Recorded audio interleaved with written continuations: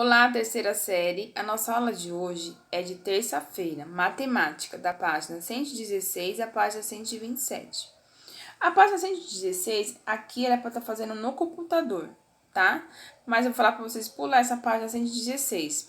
Aqui era para estar montando figura geométrica no computador. A página 117 é o que eu estudei. Então, aqui está um pouco do que nós estudamos nas nossas últimas aulas para você estar lendo. A página 118, multiplicação e divisão 2. Aqui tem um texto que vocês vão estar lendo e na página 119 tem duas questões para você estar respondendo. A página 120, multiplicação envolvendo números terminado em zero. Então, aqui vocês vão observar e ler a página 120. A página 121, observe a quantia depositada por Jairo em cada um dos meses apresentada a seguir e complete os quadros. Então, aqui você vai observar a quantia e vai completar o quadro. E aqui embaixo tem um texto para vocês lerem. A página 122, observe a estante de livro de Sofia. Então, aqui você vai observar a estante de livro e depois vai responder aí as questões aqui embaixo, tá? A página 123, observe como Eugênia fez para calcular mentalmente 4 vezes 20. De maneira semelhante a de Eugênia, efetue os seguintes cálculos mentalmente.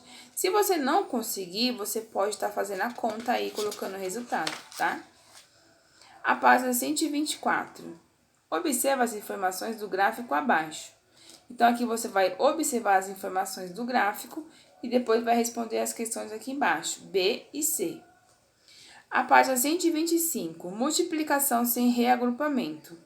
Jaqueline foi até um estabelecimento que faz cópias de materiais impresso para reproduzir um documento com 213 páginas.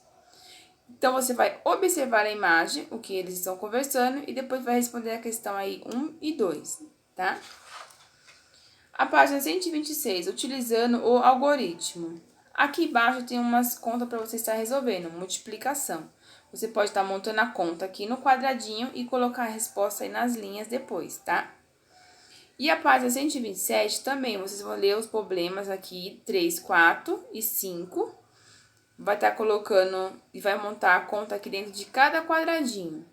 E aqui na 5, você vai trocar os símbolos abaixo de acordo com a legenda para obter um dos fatores da multiplicação. Em seguida, complete o cálculo. Então, aqui você vai observar a imagem e vai colocando a primeira letra aí na linha, tá bom? Então, matemática até a página 127. Até a próxima aula.